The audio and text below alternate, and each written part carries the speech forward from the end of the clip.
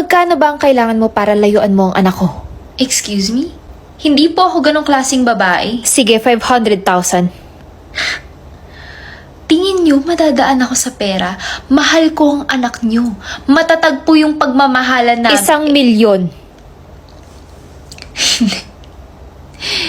Hindi nyo ho ako mabubulan. 2,000,000. Okay, well, 3 years pa lang naman kami magkakilala. Hindi ko pa siya ganun kakilala. 4 Okay. million pesos. Actually, mukhang hindi naman talaga kami bagay. May mga red flags din ako and all that. 5 million pesos. You're a good mom. I know you're only doing your best 7 for million your son. pesos. So, bank transfer na lang po, no? Kung magmamahal ako ulit, pwede ka ba?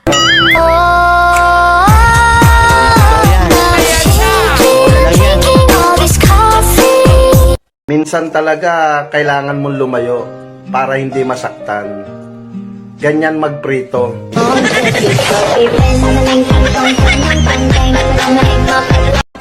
Ano? Nag-break lang kayo ng jowa mo, hindi ka na makakain? Bakit? Dinala niya ba yung ulam?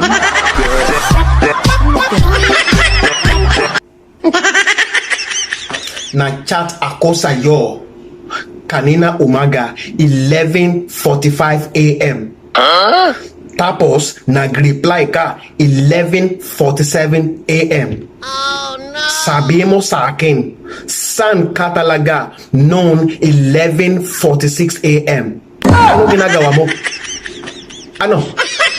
Ayosin mo yung sagot mo sa akin, ha? Huwag ka magsinungaling. O ano?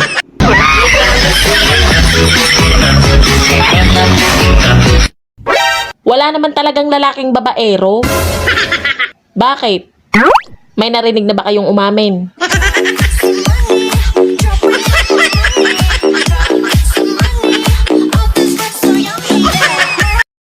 Malamig lang ang panahon, jowa na agad hanap nyo. Try mo maglugaw, maitlog din yon.